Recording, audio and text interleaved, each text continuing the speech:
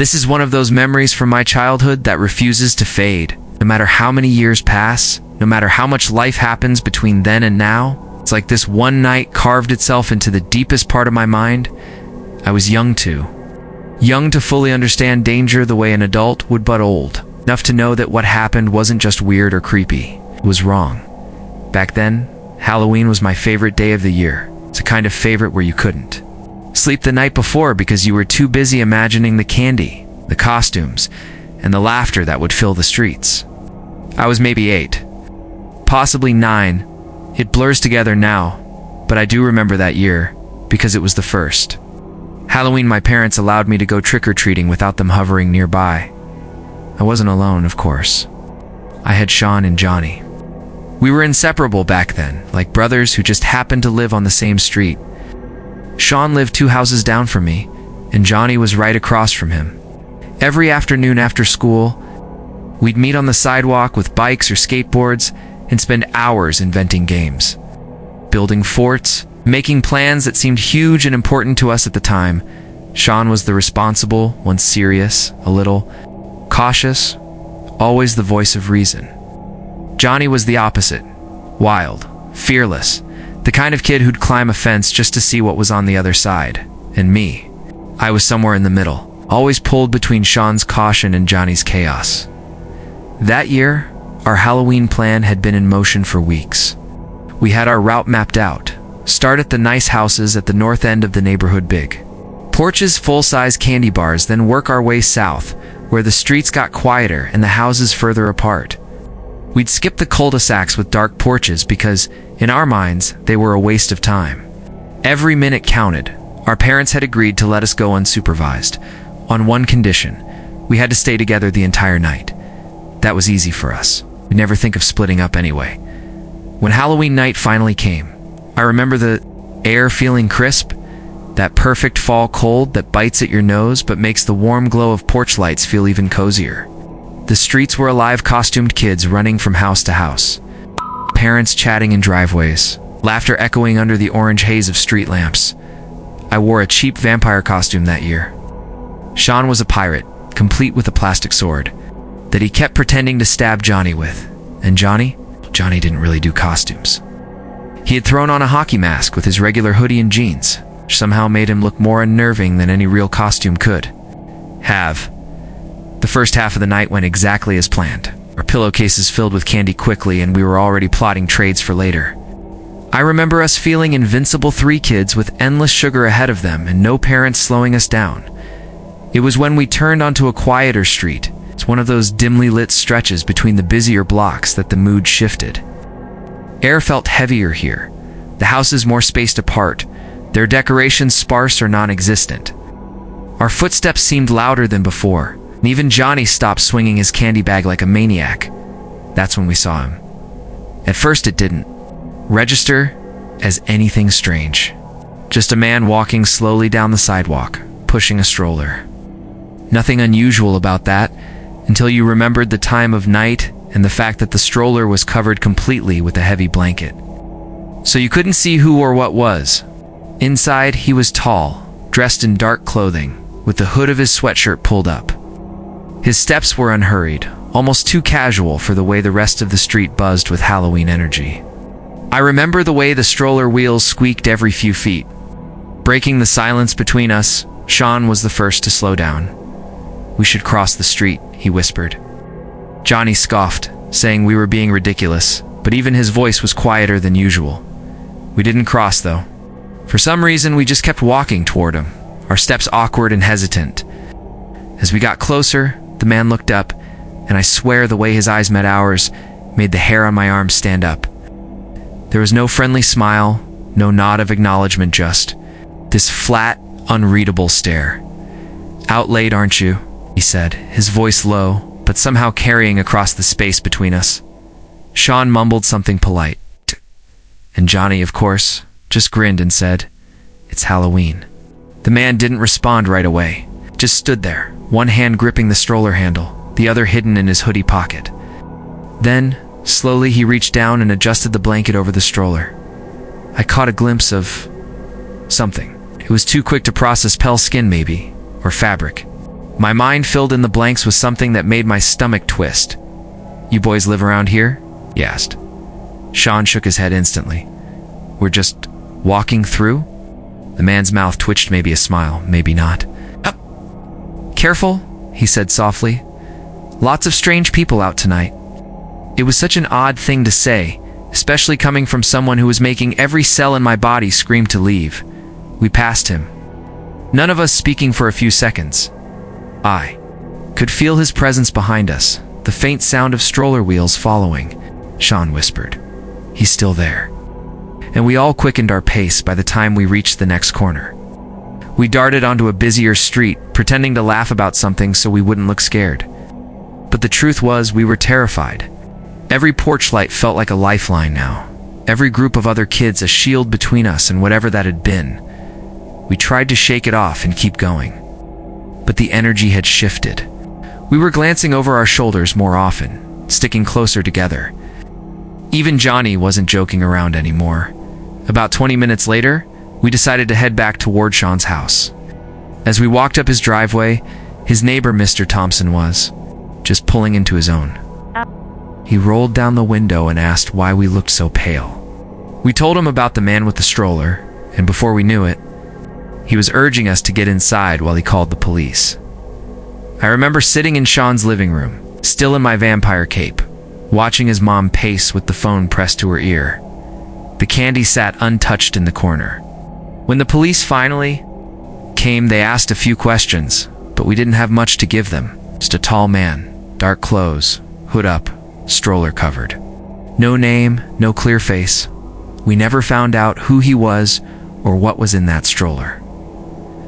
What I do know is that after that night, something changed between me and Sean. We still hung out, still rode our bikes and played games, but the easy, carefree feeling we'd had before was gone. It was like we'd crossed some invisible line into the part of childhood where you start to realize the world isn't always safe. And Halloween, well, it never felt the same again. College had changed the way I saw Halloween. Back when I was a kid, it was about costumes and candy. Now it was just another night where most students used it as an excuse to drink themselves into oblivion. I wasn't much of a partier. My friends were off at some fraternity house costume party, and I had volunteered to stay at my small off-campus apartment to hand out candy to the neighborhood kids. It wasn't that I was feeling especially generous, truth was. I liked the idea of having a quiet night to myself. I had a stack of movies lined up, some leftover pizza in the fridge, and the kind of fall evening that made you want to stay wrapped in a blanket. The apartment complex I lived in was a mix of college, students, and older residents. Across the street were rows of small houses, many of which were decked out in glowing pumpkins, fake cobwebs, and orange string lights. Kids roamed in small groups, their parents trailing behind, voices carrying in the cool night air. I set up a big bowl of candy on the coffee table next to me and kept the door open to listen for footsteps on the wooden porch.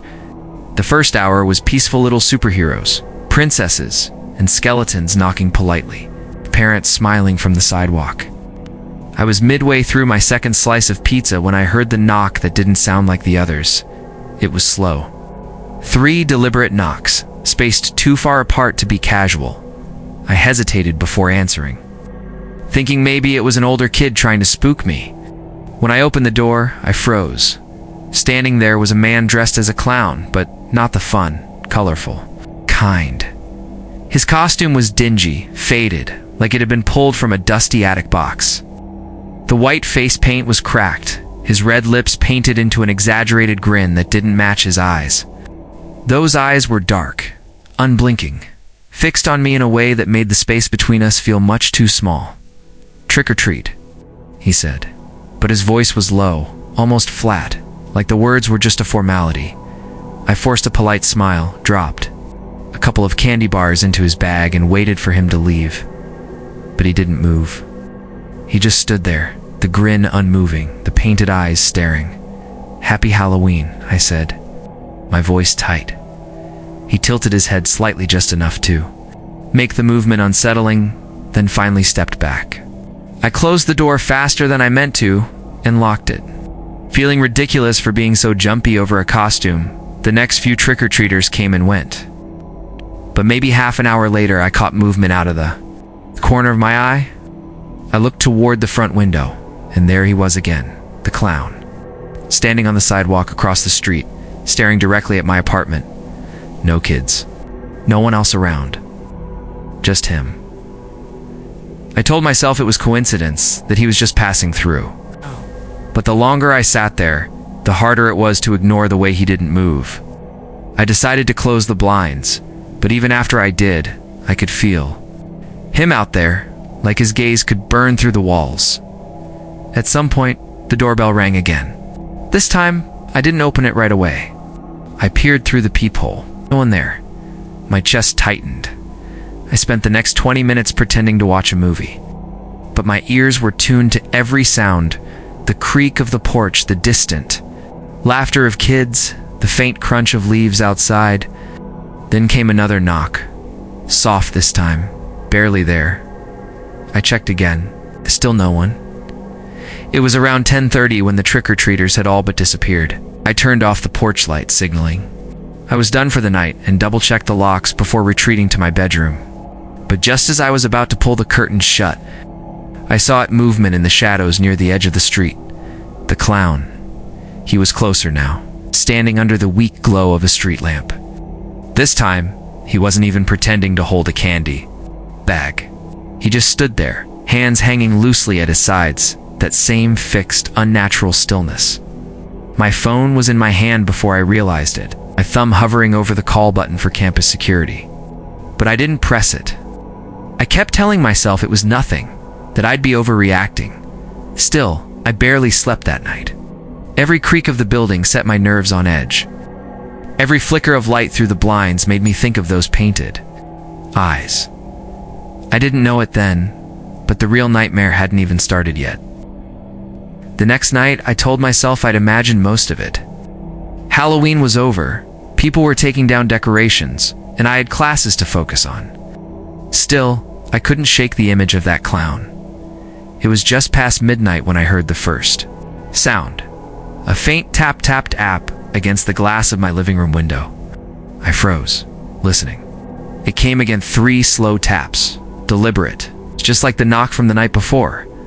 My apartment was on the ground floor, so anyone standing outside could see straight into the living room if the blinds were open. They were shut now, but the sound was enough to make my skin crawl. I tiptoed closer, my heart hammering. I didn't want to look, but I had to. I peeked through the narrow gap in the blinds. He was there, the clown, standing inches from the glass, his breath fogging the pain. His painted smile hadn't moved, but his hand was raised, fingers tapping lightly in a slow rhythm. I stumbled back, grabbing my phone and dialing 911 before I could talk myself out of it. My voice shook as I told the dispatcher there was someone outside my window, someone who had been watching me since Halloween. She told me to stay inside, lock the doors, and wait for the police. When I looked again, he was gone. The minutes dragged. Every sound felt amplified, the hum of the fridge, the tick of the clock. When the knock came at the door, I nearly screamed. Police, a voice called. 2 officers stood outside. They did a sweep of the property but found nothing. No footprints. No sign of forced entry. They told me to keep my doors locked and to call again if he returned. I wanted to believe it was over. But at 3 a.m., I woke to another sound, this time from my bedroom window. Soft scraping, like fingernails dragging against the glass. I didn't look. I couldn't. I pulled the covers over my head like a child, listening as the sound moved. From one end of the window to the other, then it stopped. I don't know how I fell asleep, but I did. And when I woke again, it was to the sound of my phone buzzing, a text from an unknown number. You looked scared last night. I sat there staring at the screen, my stomach turning cold. I hadn't given my number to anyone new. My social media was private. Another text came through. Why don't you smile for me tonight? That was the breaking point. I didn't go to class. I didn't leave my apartment. Kept the blinds closed and my phone in my hand, ready to call the police again by nightfall. The text stopped, but the fear didn't. Every shadow outside seemed to move. Every creak of the floor felt like footsteps. I sat on the couch, knees pulled to my chest, watching the front door. At some point, exhaustion won, and I drifted into a light, restless sleep. I woke to a sound that didn't belong. The slow, deliberate turn of the front doorknob. I didn't breathe. It turned once, twice, like someone testing if it was locked. Then silence. I thought it was over until I heard the tap at the window. I turned my head, and there he was, the clown, standing outside my bedroom now, one hand pressed against the glass, the other waving slowly, mockingly. I didn't think. I grabbed my phone and called 911 again, my voice breaking as I told them he was here, right outside looking at me. The dispatcher stayed on the line asking me to describe him, but my voice kept catching. All I could focus on was the way he didn't blink. Not once. When the flashing lights of the police car finally swept across the room, the clown was gone. Again, they never found him. And to this day, I don't know who he was or why he chose me. It was late October, Saturday night. Halloweekend, as the college kids called it, a 2-day stretch where everyone pretended they were in some movie about reckless youth, hopping from one themed party to another in increasingly elaborate costumes. I wasn't planning to go out that night. After the whole clown ordeal, I'd been keeping my distance from anything involving late nights, strangers, or crowds. But a friend of a friend, someone I barely knew, convinced me to come along to what they swore would be the best Halloween party in town. They said it was in this massive old house just off campus, a hidden gem kind of place. The catch? Nobody seemed to actually know the person throwing it. The name floating around was John, but every time I asked who he was, the answer was vague. A friend of a friend. You'll meet him when we get there. That should have been my first red flag. I was tired of feeling like I was hiding from the world. I told myself I'd go for an hour, keep my guard up, and leave. When we arrived, I instantly noticed how strange the place was. The house was huge, but in obvious disrepair, peeling paint, boarded up windows in some spots, a sagging front porch. No decorations, no lights strung up, just loud music bleeding from somewhere inside. Inside, it didn't feel like a party at first. The main living room was dimly lit with a few mismatched lamps, the walls bare except for some random old paintings. The furniture looked like it had been pulled from thrift stores or abandoned houses. People were drinking and talking, but the atmosphere was off. Too quiet between bursts of laughter. Too many eyes tracking you when you moved. Eventually, I met John. He was tall, in his late 30s maybe, wearing a cheap skeleton mask pushed up on his head. He had that overly friendly energy that feels forced, like every smile is calculated. He shook my hand a little too long, asked my name twice, and told me to make myself at home. Stuck close to my small group, but at some point I ended up in the kitchen, chatting with a girl dressed as a witch. She offered me a drink from a big plastic punch bowl, and I took it without thinking. It was overly sweet. It's a kind of drink that masks the taste of whatever's in it.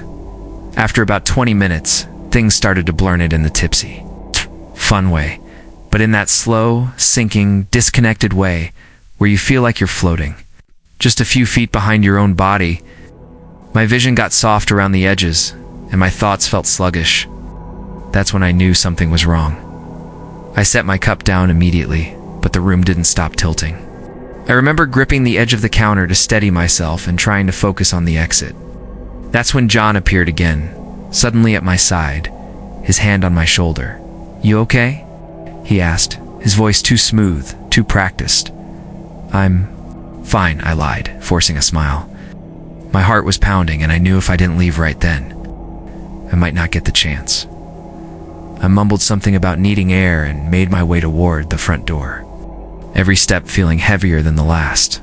Outside, the cold hit me like a slap, clearing my head just enough to pull out my phone. I called the friend I'd come with, but she didn't pick up. That's when I heard footsteps behind me. I turned to see John standing on the porch watching. Me with that same unreadable expression, leaving already? He asked. "I've got an early morning," I said quickly, trying to move toward the street. He stepped closer, lowering his voice. "You should come back inside. It's not safe out here." The irony of that nearly made me laugh, but my legs were too shaky to run. Kept walking, praying someone else would come outside. A car pulled up, then an older neighbor from down the street who must have been driving home. He slowed, rolled down his window, and asked if I was okay. I nodded, but I guess I didn't look convincing because he offered me a ride. I took it. From the safety of his car, I looked back at the house. John was still on the porch watching us drive away. I didn't go home right away. The neighbor drove me to the police station, and I filed a report. They listened, took notes, asked questions about the drink, about John, about the house. When they sent officers to check it out later that night, the place was empty. No music, no people. Just a locked, silent building that looked like it hadn't been lived in for years.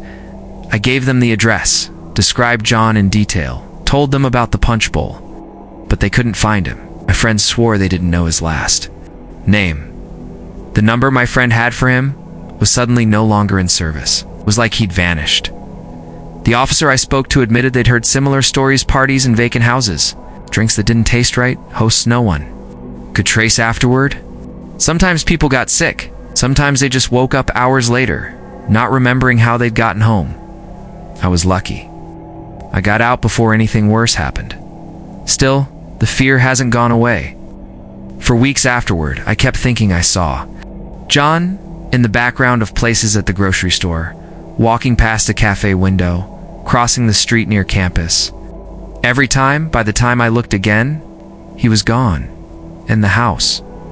I went back once, in daylight. It was boarded up tight, the yard overgrown. No sign there had ever been a party there. I've tried to move on, but every Halloween since then, I find myself on edge, watching strangers a little too closely, avoiding drinks I didn't pour myself.